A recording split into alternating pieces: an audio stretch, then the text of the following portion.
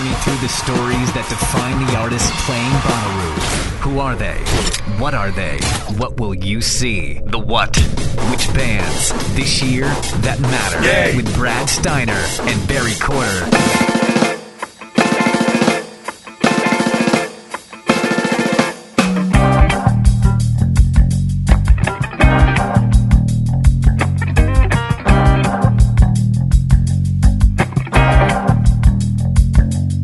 It's easy sometimes when you just coast along, but like it or not, something always seems to go wrong.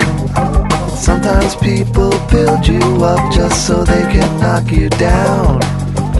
Sometimes they will have you there cause they need someone around. Perhaps you'll receive invitations for tea, or perhaps you will laugh and you'll make them all smile. Or maybe you'll join them, cause it had to be. Perhaps you'll forget that you forgot for a while. Birds of a feather are flocking outside. Birds of a feather are flocking outside. Birds of a feather flocking outside. Birds of a feather are flocking outside. Oh, it's a season of leaks, innuendo, speculation, and it's coming from all sides. Welcome to the What Podcast. I'm Brad Steiner. That's Barry Corder, a podcast for Bonnaroovians by Bonnaroovians about Bonnaroo. Barry Corder, did you get washed with excitement with the lineup announcement? Yes, every time. Yeah, every time it happens, I'm so excited. Here's how you know that, so if you didn't know, something got leaked onto InfoRoo that then made its way to Reddit and then made its way around the social medias that Bonnaroo's leaked lineup came out and, you know, like clockwork, just so happened to come out somewhere around Black Friday. Yeah, isn't that about amazing? When tickets go on sale. I know. How weird is that? I know, and I think everybody from John Lennon to Jimi Hendrix was on the list, right? Boy, that sounds great. Bonnaroo's back. If you're going to sell tickets, yeah, sure. If you're going to put out a list. Now, you got to start thinking at some point because now there's some people who just like doing fake lineups, right? Sure. People just like and they enjoy it. And here's how I've always, and I don't know if it's real or fake. Everybody on the sites are convinced that it's fake, but here's how I know it's fake. Everyone liked it. That can't be That's a real true. lineup if everyone likes it. That's true. Have you pay attention to the lineup thing a lot more than I do. Have you got a sense of how often or how close these fake ones are to reality when it does come out? So there's a thread in on Reddit right now about last year's lineup as opposed to the leak that came out last year. But again, these leaks are just, because they're figments of imaginations based on some, intelligent guessing, they're pretty good. Yeah. They're pretty good. The one consistent one that I found, so to me, I always worry about, the same way I bet football games and basketball games, and I try to go against conventional wisdom.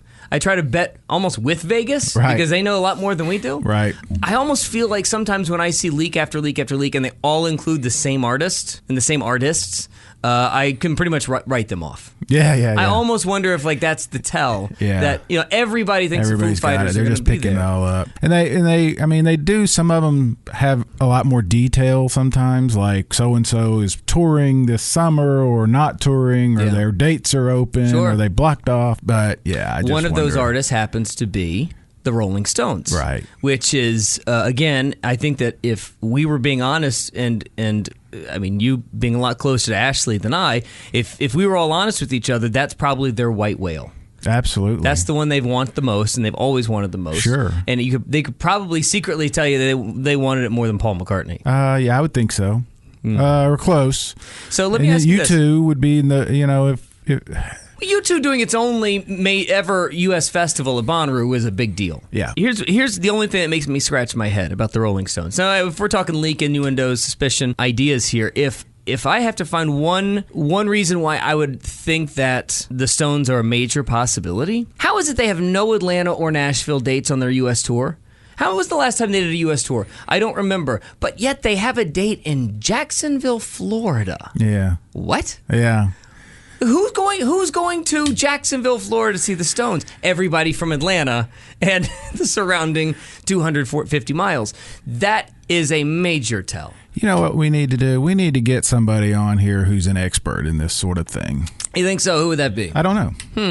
I don't know. I'm sure AC. I thought that was supposed to be us. Wait a second. I'm sure there is. So let's think about it. I bet there is somebody who has done a lot of big time booking and can explain to us more than, because I think a lot of us just think it's a simple matter of money. You know, it's not always money. It's about sometimes whether they've played in that area before, routing, whether the artist wants to do it or doesn't want to do it. You know what we forget about? Some artists just don't like Bonnaroo. Just don't like Bonnaroo. They don't want to do heat. They don't want to be outside. They don't want to be heat. Yeah, exactly. I heard a great story about a band that I will not mention who has been to Bonnaroo a lot. And I was told by their manager, straight up, they hate doing Bonnaroo. Yeah. And I said, why? They literally, they've been there 5 times. He goes, they just hate playing outdoors. Yeah. They loathe playing outdoors, and they just don't think that their show works in the heat. It's like, yeah. Boy, you could have fooled me, because the 4 times I've seen them have been unbelievable. I don't. The other band that I don't think likes Bonnaroo is Death Cab for Cutie. Why in the world Death Cab for Cutie has put out 3 albums since the last time they've been to Bonnaroo? They don't show up. Yeah. They don't show up. So whenever time you see a fake lineup or a lineup at all that's leaked that has Death Cab for Cutie's name in it, I just throw it away. That's what I mean. It'd be fun to get somebody who can give us some of those backstories of, you know, here in Chattanooga, it has been a long-held truth, and it's come to fruition because it hasn't happened. Jimmy Buffett swore off ever coming back here after playing at our old baseball stadium. Not exactly sure why, but he hadn't come back. Yeah. Those kinds of things. I think they'd be fun to have somebody kind of dive a little deeper into how bands pick where they go and don't go. And it has a lot to do with what the festival's point of view is. You know, they universally, but from this crowd, from the Bonnaroo crowd, it's a great study in where Bonnaroo's mentality is, at least the Bonnaroo people's mentality. You've got, over the last 2 weeks since we've last did an episode, you got the Shaky Knees lineup come out. Right. And then you've got the Hangout Festival lineup come out. Right. One universally loved, one universally loathed. Yeah. Now, again, Shaky Knees has a very specific perspective they're going after, because it's a crowded marketplace, and there's 2 festivals in Atlanta, there's a festival in Manchester. They have a specific thing they're going for, and that is a underground indie alternative lane. Hangout Festival is all top 40. I know that you may not like the Hangout Festival lineup, but I garner a guess that thing's going to sell out in about a day and a half. Yeah, when you were mentioning Ashley earlier and the Rolling Stones, they with their partnership with C3, the lineup has changed, but it's changed every year. But what I was going to say is, when McCartney was there, that was something that Ashley wanted. He said it. He put it out there. Right.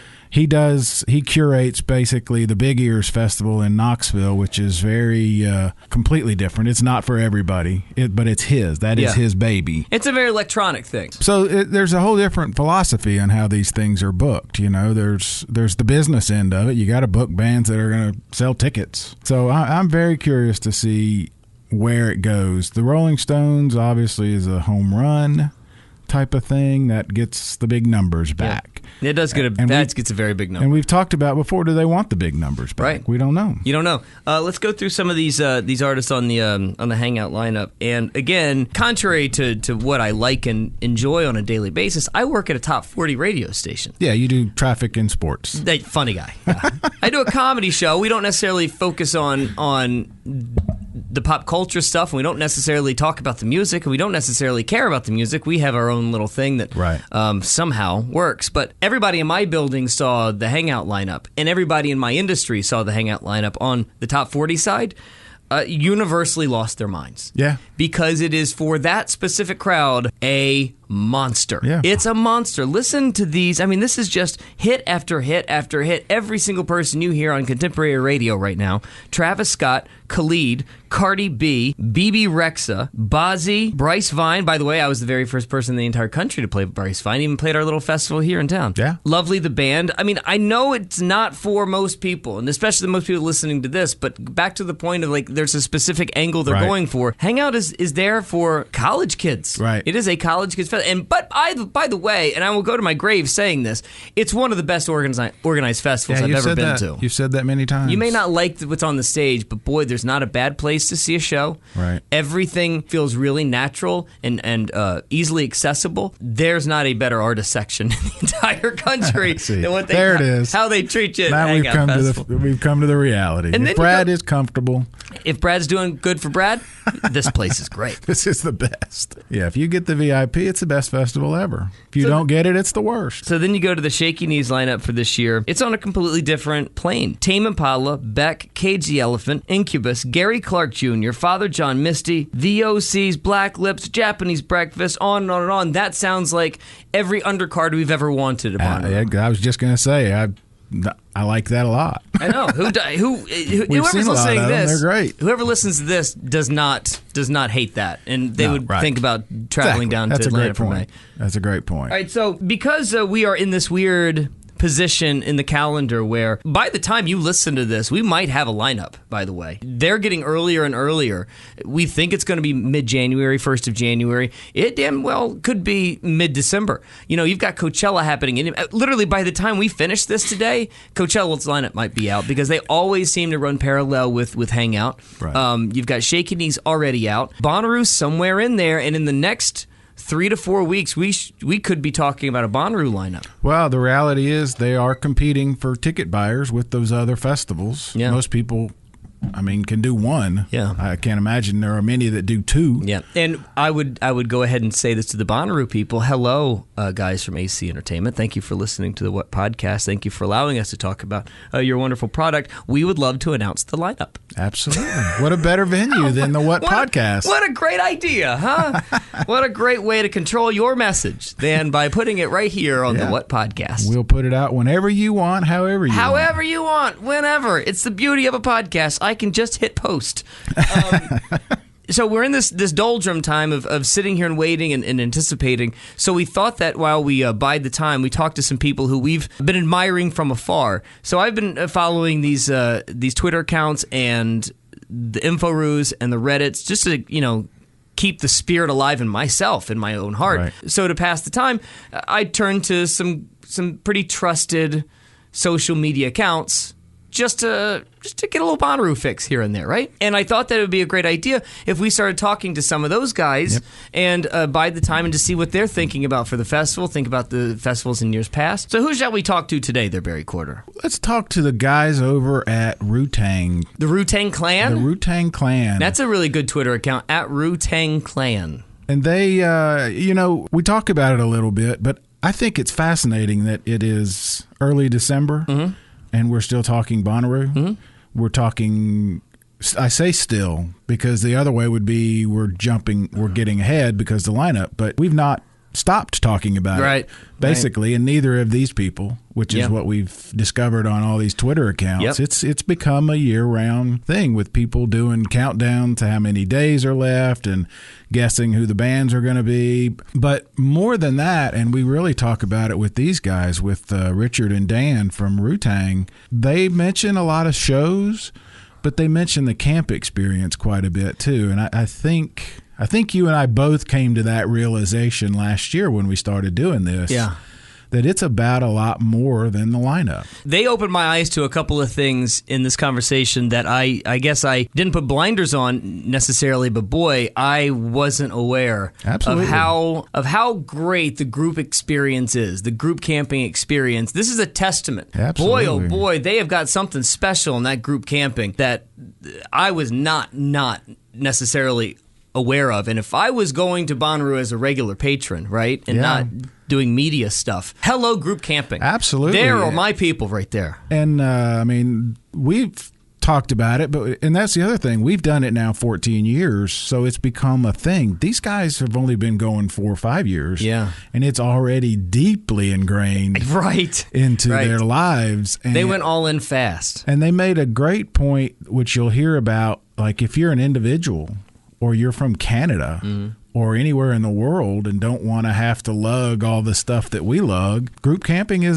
the way. It is the way. Here we go. Let's get into it. Dan and Richard from Roo Tang Clan on the What Podcast. Doing good. How you been? I'm great. Apparently, we've called the Roo Tang headquarters.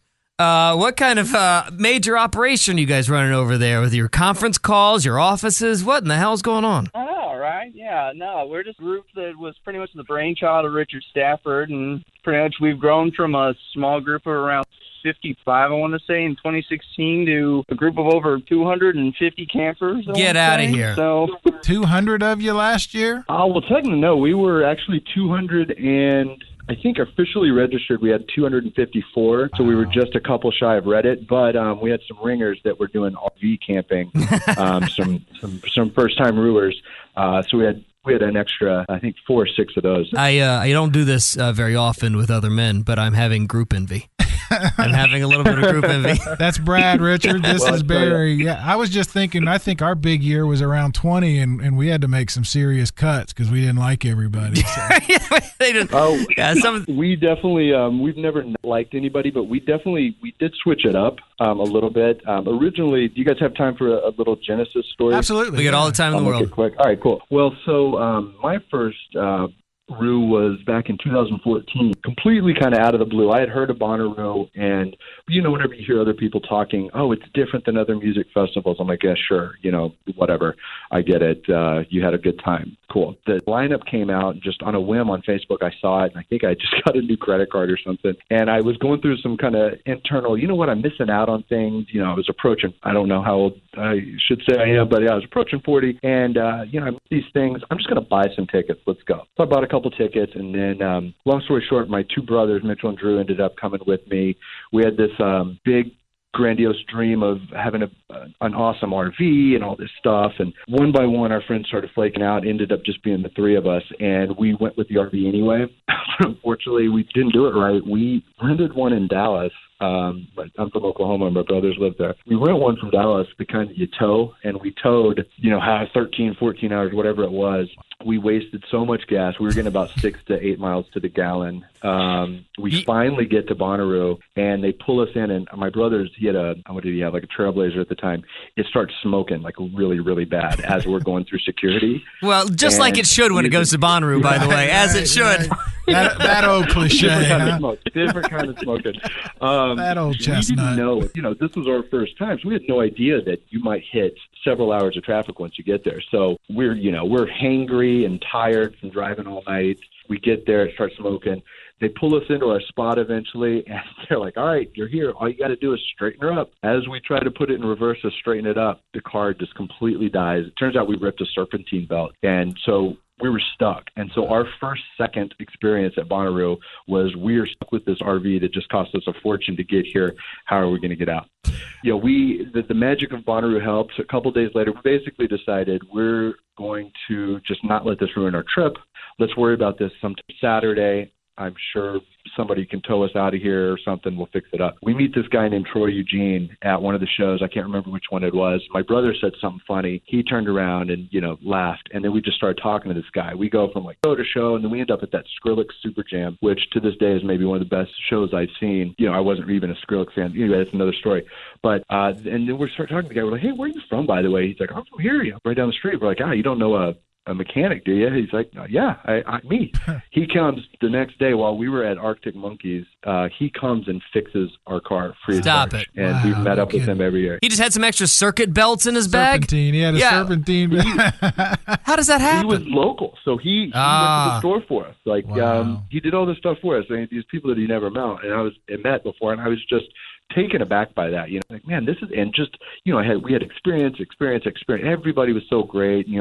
At the time, 2014, there's a lot of political turmoil in the world, and just to be somewhere where 80,000 people got along for that much time, and just so thoughtful, it was just life changing. Anyway, my brother is wearing a Wu Tang tank top one day. Just everybody's yelling Wu Tang at him, and I started calling them Roo Tang. I want to be known to anybody out there that's ever, tagged pictures prior to 2014 at Bonnaroo and called their crew the Roo Tang Clan. We didn't mean to copy you. I had never thought of it before. I didn't know that people had used that before, but we ran with it. And the next year, our group moved to 9. It was my girlfriend at the time, who's now my wife, and 8 other guys. And we just threw together these last-minute Roo Tang logos on some tank tops. And the second we walked out with those things, it was a very Bonnaroo moment when we go through security, and security stops the gate to take pictures with us in our Roo Tang shirts.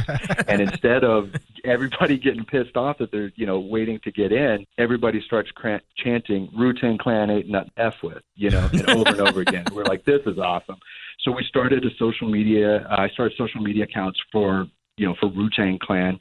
The next year, we were like, we've got to get 24 people. We got to make this a group camp. So after doing that, we were on the cusp. Like we had 26 people that said they were going to do it, but people always drop out. Well, it turns out that there was another group that was going to fall short. They had, I can't remember how many, 11 or 12, I think. Dan, correct me if I'm wrong. They were also calling themselves Roo Tang Clan. And we're like, wait, there can't be 2 Roo Tang Clans.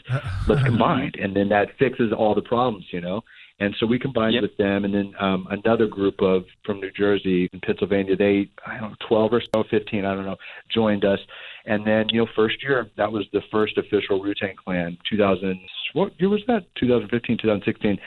We were 54. And then from there, now we've got 54 people wearing a much cooler looking Roo Tang Clan shirt. We designed a much better logo. And we had all of us wearing these bright yellow tank tops on Saturday, passing out stickers, passing out, temporary tattoos.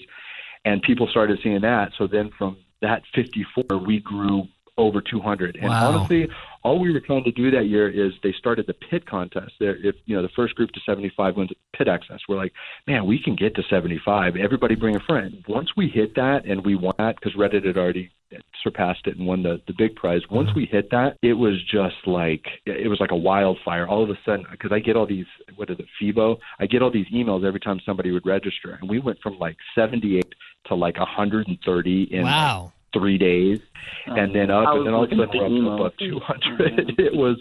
It was wild. It was really, really big. And so, we didn't know what we were doing. We had 1 year of group camping under our belt. Now we've got 200 plus people. It still worked out great. I mean, we had some parking issues and, some things to learn.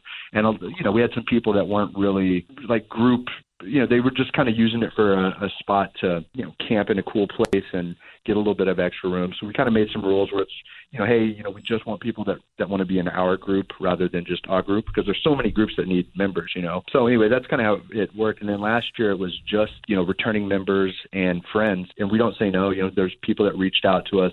It was funny. It was almost like job interviews. People would email myself and Dan, and it'd be like, hey, it's me and 2 girls were this age. We, just the kind of music we listen to at late night. We do this. Hopefully we're a fit. We're like, oh yeah, you're fit. Come on. Maybe you're fit. Who knows what we're going to be this year? Yeah. What are your qualifications for this said Roo Tang Clan, ma'am? We'll get back to you. Yeah. Don't call us. I mean, there was a couple people that their resumes weren't too great. I'm kidding. Yeah, but their nudes were terrific, so they got in. Yeah. This is phenomenal to me, because there's so many layers here that I want to dissect, because this is everything that Bonnaroo is supposed to be about, right? It's everything that we preach about. It's a reason why we started this podcast, is stories like this, groups like you guys, and because it is the mirror image of how we started. It's exactly how me and Barry became friends. It's exactly how our friend group has grown to the group that we camp with. It's that magic of the campsite that turns you into a Bonnaroo lifer. And the fact that your campsite and your group, what has turned into a 365-day Twitter account, it's because of some guy that helped you in Manchester that was bleeding the Bonnaroo feeling and bleeding the Bonnaroo mantra, helped you. Yeah. That made you believe in Bonnaroo when you were skeptical to begin with. Could have been a disaster. And then it grew into a giant thing that has gone on now. This will be the 4th year, 5th year. That's phenomenal. Richard, that's phenomenal. Right. Yeah. No, I mean, that's exactly what it was. I mean, the lineup and the people definitely helped. But, and it's fun. I mean, it's really hard to describe to people, too, if you're outside of the group. It's funny, I'm I'm head of PR for a distributor here, a film distributor, Blue Fox Entertainment here in Los Angeles. And I was just trying to explain to people why I need to do this meeting early. And it was really hard to do. I'm sorry. Yeah. I'm sorry. Miss Streep, you can hold on for a second. I'm going to talk to this Bonnaroo podcast. Yeah, I got to do this podcast real quick. These guys in Chattanooga who I've never met. Yeah. Yeah. That's But yeah, and we've started something that I don't know that will ever stop. Even when I'm old and gone, I just I think the train has left the station. So see, everything Brad said is what I was thinking. But when we started this in February, we thought we'll be lucky to get enough shows leading up to the event, and then we thought for sure come Sunday when the event's over, the podcast is done. I don't think we understood the 365-day thing with so many people. That has been I think Brad, we had another 100 or so downloads like yesterday. Oh, stop it. You love He doesn't look. I look at the numbers. He loves looking. I don't care. It fascinates me that people are still listening to the What podcast, is this, 5 months later or whatever. And you're still probably seeing more people follow you on Twitter, more people sign up for group camping. And the other thing, too, that's interesting about this, in 14 years of Bonnaroo, now, I know that I probably live a very sheltered Bonnaroo life. You're the first set of people that I've talked to that's done group camping. Yeah, and I didn't know, I'm learning things as you say it. I didn't know that you had to have a certain amount of people to even make the group camping happen. And I wonder, Dan, you did GA. Richard, had you ever done GA before? I'm assuming no. I did, yeah. So the first year we had the RV fiasco, and then the second year when there was 9 of us, we did GA. Okay, and, so when we didn't do the normal probably GA because we had 9 people, and we made one big kind of tent. But yes, we were definitely GA, and I it was fun. It was a blast. But after doing group camping, I could not imagine doing it any other way. Is that right? Even if somebody gave me free VIP tickets, because it's come up. Like people were, my brother was kind of considering it last year, and do you want to do VIP, before, because I'm going to have a family soon, and who knows how much longer I'll be going before a break, and I just want to do group camping. Describe group camping for us, because I'm not familiar with it either. How is it different than, say, VIP or GA? Sure. Well, like rule-wise, just on the rules, if you have 24 people, you need 24 people. And essentially it was created for groups, people reconnecting, that live on different sides of the country. If, let's say, that year that 9 of us went, we had to meet at Walmart and meet outside the gate to come in and to camp next to each other. But follow each other tail to tail. So, yeah. Exactly. And, and you're panicking that you're going to get separated somewhere once you get on the farm. But no, this way, as long as you register by a certain date, that gives the Bonnaroo staff at least a month to kind of space everything out. But you get a camp, it'll be reserved for you based on how many people you have registered, and you can show up whenever. And it's, so if we've got our friends in Florida, they just show up. Hey, we're in group camping. You have your little car tag. I'm with Roo Tang. They put you right where you need to be. So that's the big, that's, I think, the genesis of how it started and the reasoning for it. It was great. And I've noticed, since we've started doing it, it has absolutely blown up. I mean, all of a sudden last year we've got multiple groups, at least 3 groups of over 100, and it's just getting bigger and bigger and bigger. And what it is a little differently, other than just for the convenience, people over there are, I don't know how to really put it, I mean, they're just about it. They are all about Bonnaroo. They've been going forever. People decorate camps. Mm-hmm. People have themes each year. Supergroup will do a theme. We'll do a theme. This we're familiar.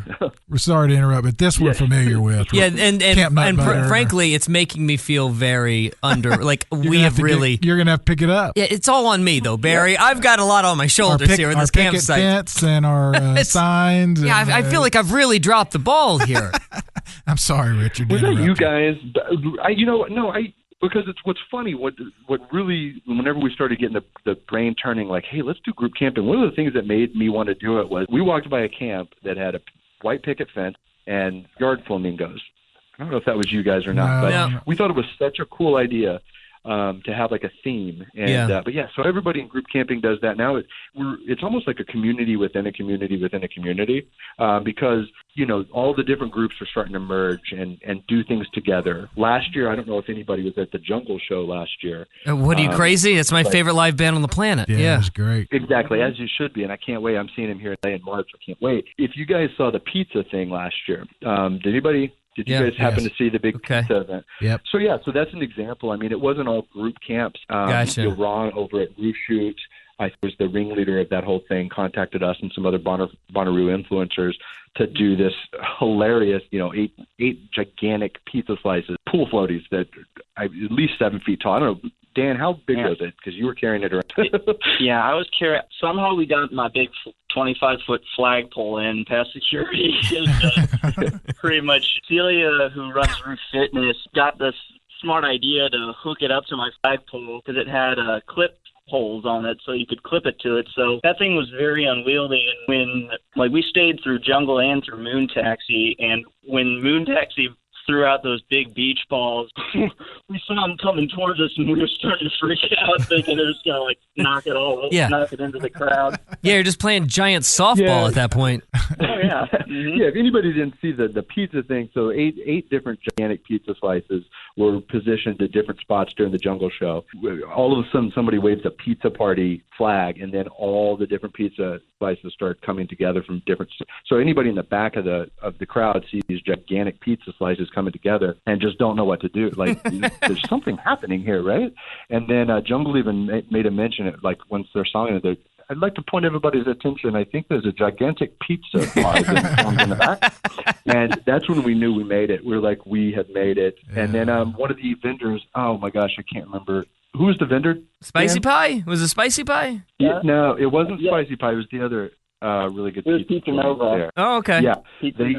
They sponsored, 12, 15 pizzas, and so we had a pizza party in the middle of the crowd. There you go. It was kind of like a pizza conga line and then a big pizza party. Oh, yeah, we're looking at pictures. Cool. Yeah, I'm showing Barry the pictures of it right now, the giant pizza coming together at Jungle.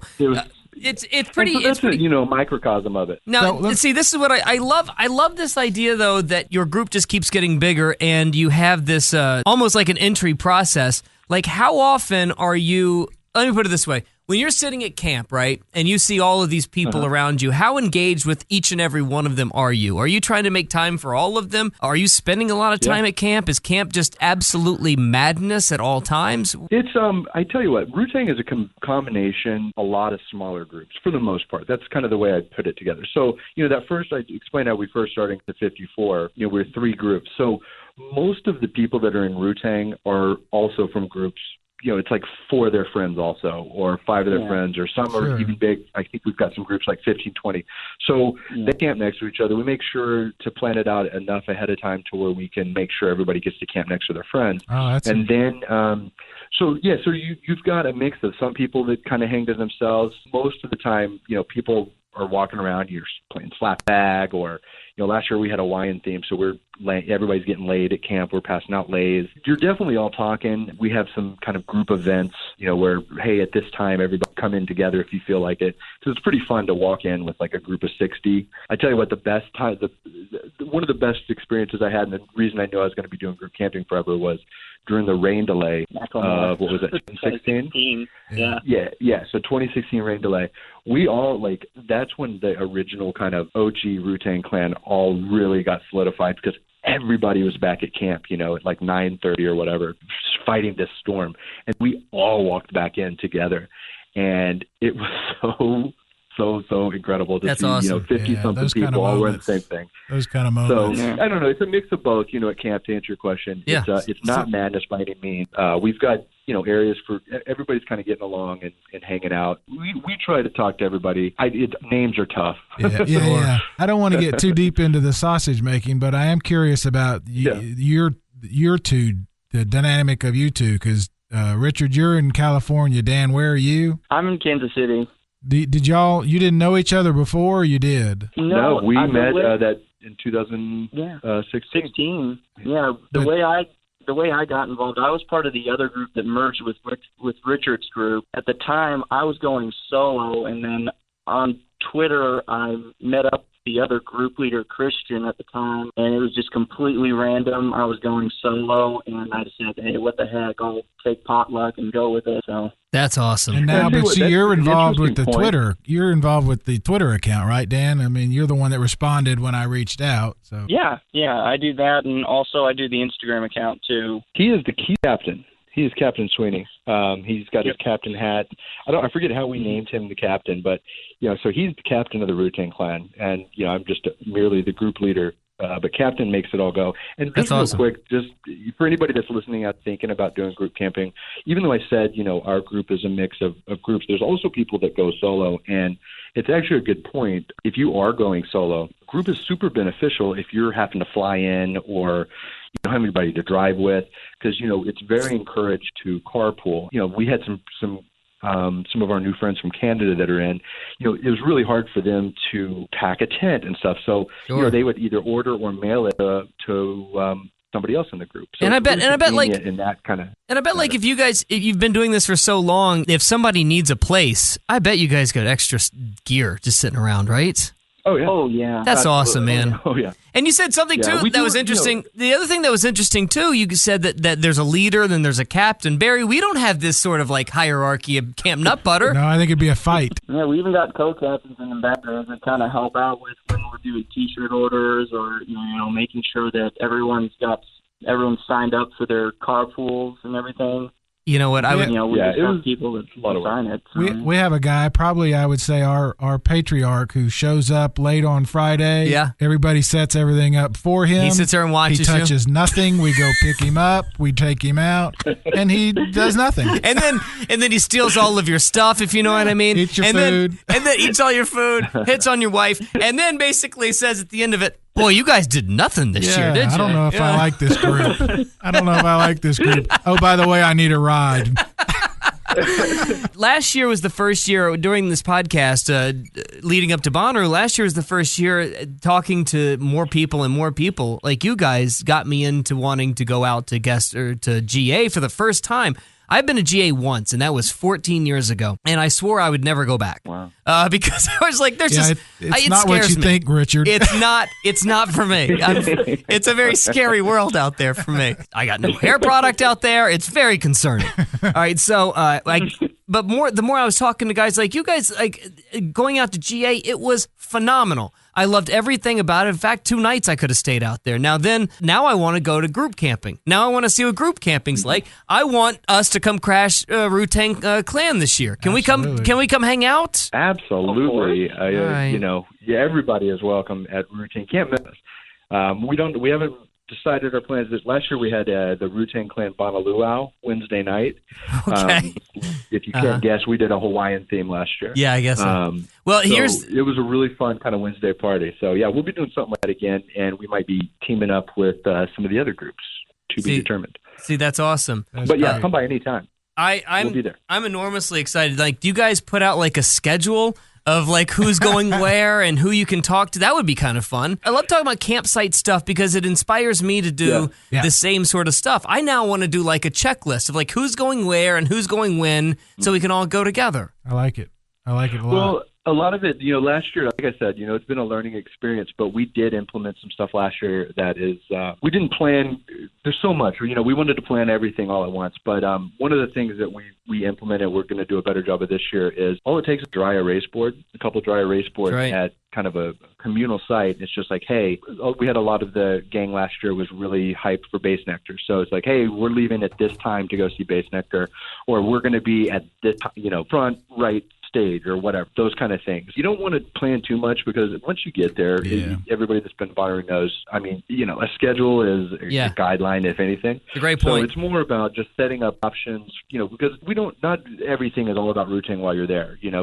Or group camping, your group. Basically, we want people to participate as much or as little as they'd like. So we just put a bunch of things in place. Like last year, what we did, we bought 800 beach balls that we put the Roo Tang logo on. And so we gave everybody a bunch of beach balls. We thought it'd be fun to kind of have some organized, like, hey, at this show, everybody's going to wait till the beginning of the third song. We're going to launch our beach balls. Boy. Or last year we were at Killers. If you guys watched the video back, it was really funny because we had 75 of us in the pit for that via the contest. And so we all, had a few beach balls. So we had, 100 beach balls, passing them out to everybody. And we're like, hey, on the third song, somewhere between the first song, if Mr. Brightside comes on at the core, too many rules. We should have just said, hit them whenever Mr. Brightside comes on. But they open with Mr. Brightside. You don't want to plan too much. All this product, though, you're talking about, boy, I hope you have a really good silent investor. because this money racks up fast. Yeah, that I adds tell you up. what, whenever you have 250 something people, that are pitching in, that adds up fast too. So God, I can't get two people in our group to pitch in. No. Brad is our sugar daddy. That's one of our rules. Is everybody pitches in, $25-$30, and it covers your shirt. And last year we made bandanas, we bought, party tents, we bought all this stuff. So everybody pitches in, and that's really, I think, what really helps us kind of the gravitas of the whole situation. We're a little bit opposite. We do a lot of planning as far as the tent, but there's no expectation that we're all going to do anything together. No, in fact, barely. We never go anywhere as a group. Ever. Never. We've never gone to one show as all 12 of us, ever. No. And I don't most think is I'd maybe want to. four. No, and that's the beauty of it. It would change your, yeah. You Well, don't no, have for to, us, that's what works. It works because Right. there's Yeah, no, because, if somebody doesn't want to go, then we don't want a mopey person with us. So Well, then why do we camp with Absolutely, Brian? and that's what makes Bonnaroo work. we need that. We need Hey, that all right, for so planning. let's move on to Bonnaroo 2019 because the tickets are out and you can go ahead and purchase tickets now. And that you guys, I've been noticing on your Twitter how much you've been pushing for one thing that in particular that I've been trying to say similarly, even though I'm not a big fan. You guys have been asking tweet after tweet after tweet, when will the metal come back? There is something missing in Bonnaroo. That metal show, now I'm not a metal fan, but boy, there is something missing when, I'll never forget the day where War was playing, and at 5 o'clock in the morning, a guy was walking back to camp as I was leaving camp. He was walking, covered in fake blood. Yeah. They had the emergency people running at him because they thought he was dying. We need that. The farm needs it back, man. Yes. No, Dan, I take that. was- We're definitely an eclectic group. So by no means is Roo Tang Clan strictly metal by any means, but we do, we're eclectic. So, And the reason I was actually talking to, I think he was the Bonnarooster, the guy who was running the account, and he was a while back. He was kind of asking people, hey, who do you want to show up at Roo on the metal side? And pretty much in Kansas City, we have a thing called Rockfest every year, and it's like 100,000 people on one day, and it's just you have Seven Dust, Blackberry Smoke, you have Jesse James Dupree, and then also you had Rob Zombie. I mean, you name it. Man, Rob Zombie on the farm. I'd love to have some of those guys show up. It is something that has been, I think it's more indicative of the overall feel of the festival in that it's the parody has really been pared down in the past few years. And, with all that we've been hearing and how AC is taking back the booking, I wonder if we're going to see that expanded and opened up a little bit. But who are you guys thinking, feeling, wanting at Bonnaroo? I actually had a couple things written down. I was thinking about this last night. It's middle November, so of course you were. Of course you were thinking about it. yeah, of course. But for the headliners, I mean, I know it's been out there, but I really want Paul McCartney back on the farm. I wasn't there in 14, or was he there at 14 or 13? It was 13. I wanted to see him. And then I've seen Arcade Fire, but I haven't seen Arctic Monkeys. I want to see them. And then either Childish Gambino or Gorillaz for the headliner. And then a mixture of Kid Cudi, Odessa, Skrillex, Florence and the Machine. Yeah. Some Pretty Lights Live, RTJ, and I want to hear Dolly Parton there. Yep, we've been screaming about that. We talked about that. We've been screaming about that for weeks. I remember, I heard that on your podcast last year. I remember some Dolly then, Love. And then, like, a greedy wish of mine, and this is completely just bald-faced greed, pipe dream. I want Dr. Keith and the Electric Mayhem, the Muppets band, to show up. Yeah. Interesting. Good picks. That's good. good. Picks, That's man. all over. Yeah. That's Bonnaroo. What about you, Richard?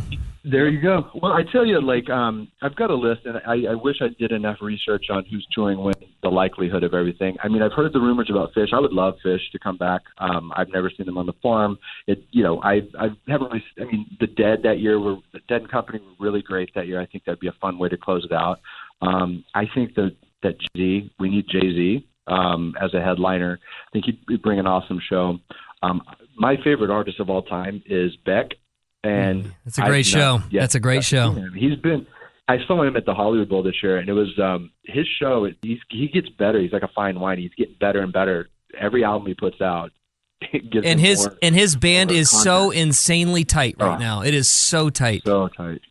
Yeah, this tour right now is really good. And I saw that he is on what is it, Shaky Knees? I think, yep, Shaky Knees. Come on down to the Southeast. We'll go to Shaky Knees together. Let's go. Yeah, I'm contemplating. I mean, Tame Impala back are top two of me. That'd be great. But Odessa would be amazing. I really love Tycho. My first year when we saw them, or the second year when we saw them. Justice is a band that I think would do really well on the farm. Though I've seen Justice, but Justice is not doing any more shows. Yeah, I guess they're done for the decade, so that sucks. So take that back.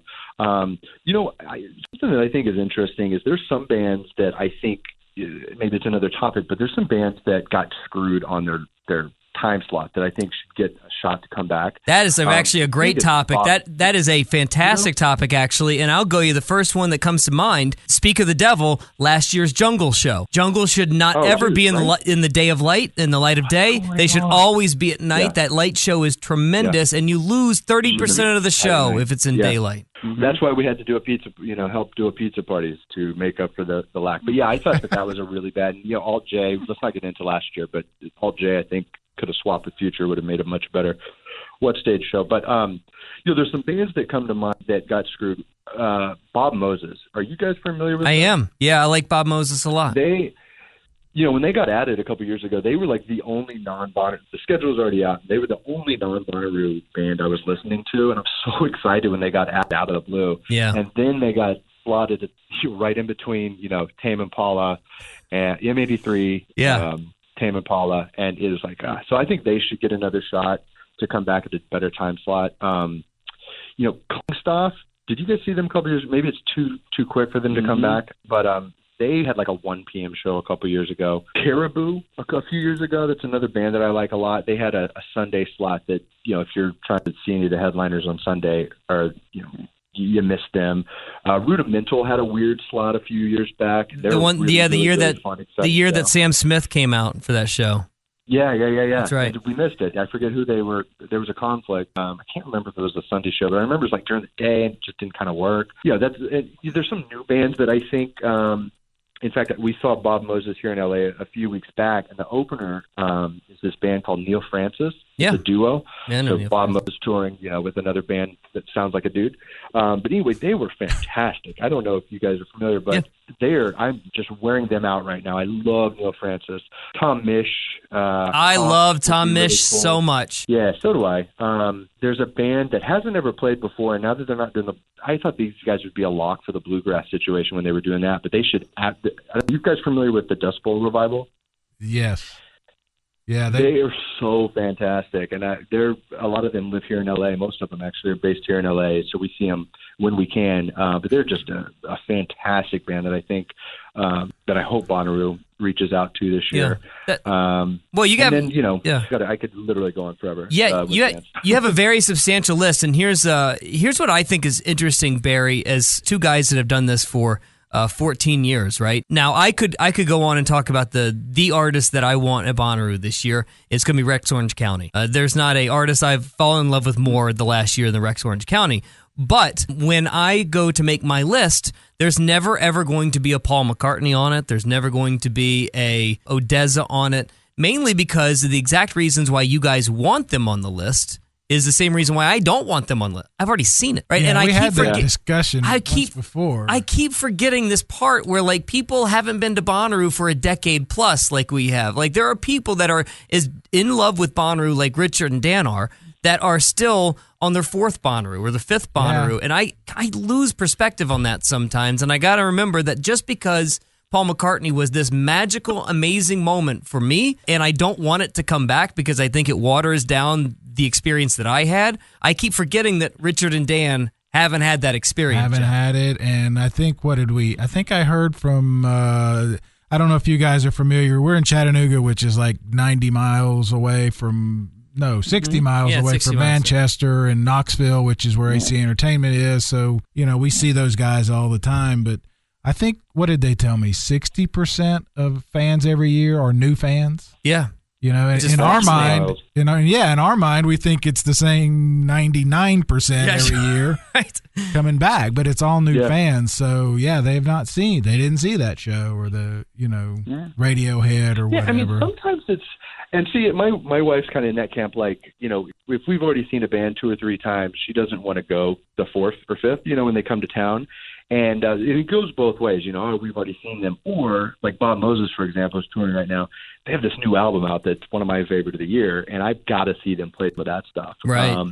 And then there's bands that Pearl Jam is a favorite of mine, too. And, I'd seen them before, but never on the farm, And when they were there, it was just that year, it was just a perfect year. And I don't know if anybody has tape of that show, please let me see it, because we are 99% sure that Eddie Vedder gave Roo Tang Clan a shout out when we were talking about Totem.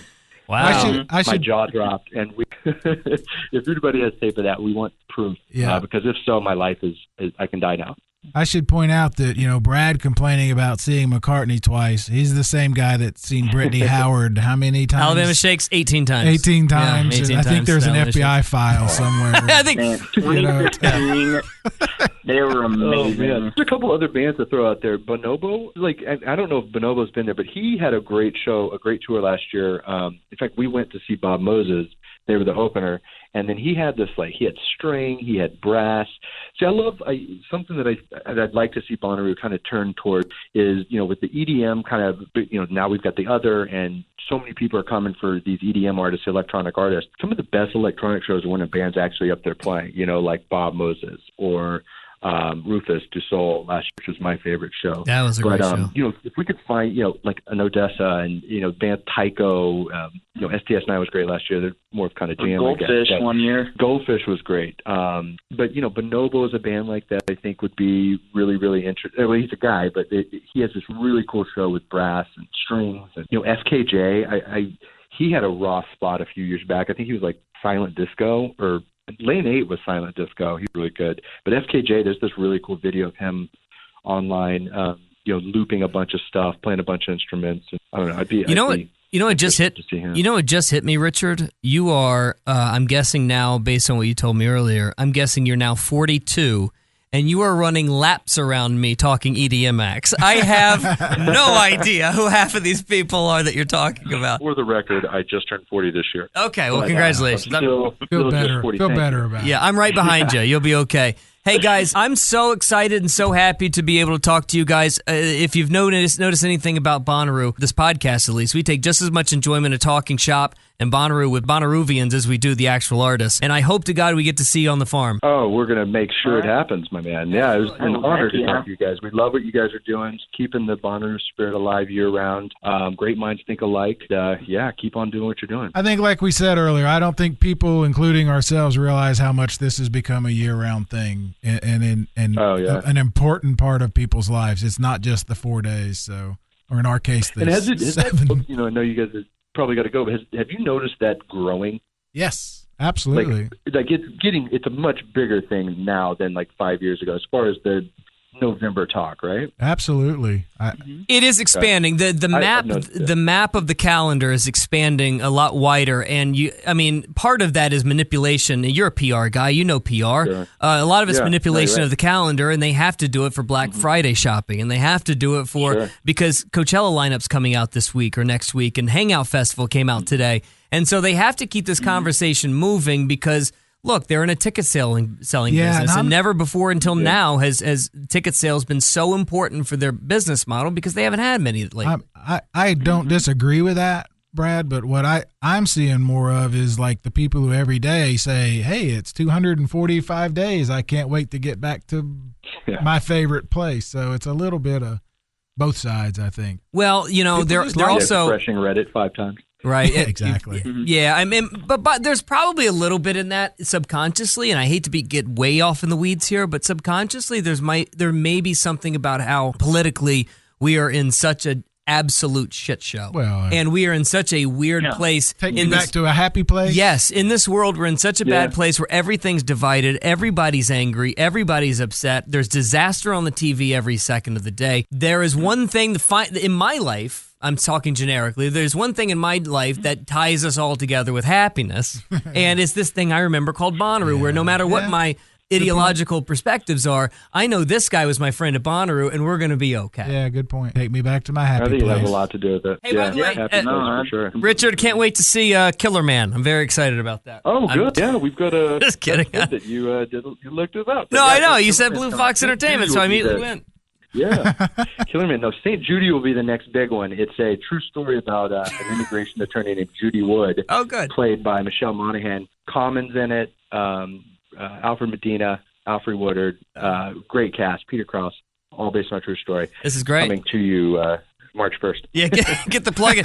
Dan, do you have something to plug?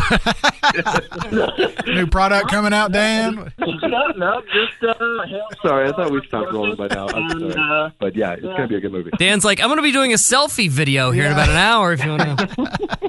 Love it. Thanks, guys, so much, and hopefully we'll talk to you soon. Good luck. Thank you. Absolutely. Right. Keep in touch. Thank you, guys. Dan and Richard, the Roo Tang Clan, at the Roo Tang Clan on Twitter, and of course, anywhere on your InfoRoo and Reddits. Now, before we wrap up, because the next time we talk to you is probably going to be lineup time, and that's when the heat really gets going, right? In dead of winter, it doesn't get any hotter than when lineup comes out, right? And let's say, like we've done for the last 2 years, we'll do it live. I mean, we'll have it for this podcast, but we'll also do... Do you want to? Yeah. I mean, we'll do it for the paper like we did the last 2 years. Yeah, for Chattanooga Times Free Press? Absolutely. Okay. We can send out some updates on that, and we can watch it live along with you. I guess ChattanoogaTimesFreePress.com, or we'll send out some links as the time gets closer. Do we have any news that we want to get through before we go? Any Bonnaroo news? Like, the on sales. The on sale started, a week ago, depending on when you're hearing this, but the pre-sale, so it's coming. It's happening. When you were talking earlier about the announcement coming out, if they get it out in front of Christmas, that becomes a gift for folks. Yeah, and it's cheap right now. It's never going to get any cheaper than right now. Right, and seriously, look at the group thing. If you're hesitant about going by yourself or just even two of you, look at that, because that sounds like a lot of fun. No kidding. That's my angle. And whenever I get kicked out of Camp Nut Butter, whenever I'm excommunicated for good, that's my next step, is group camping. I'm coming, Roo Tang Clan. You're my people. You're my people. What do you say, 250? It's a lot, man. That is a lot of people to sort of get organized. And right. See, I don't even want to. I can't get 12 of you on the same page. I don't know how in the hell he gets 250. I thought about that. If I had to worry about, I don't like worrying about you. I can't imagine worrying about 250 other people. Can you come help me fix my toilet at the house? Yeah, I'm on the way. Okay, good. Hey, we'll see you next time on the What Podcast. Journey through the stories that define the artists playing Bonnaroo. Who are they? What are they? What will you see? The what? Which bands this year that matter? With Brad Steiner and Barry Corder.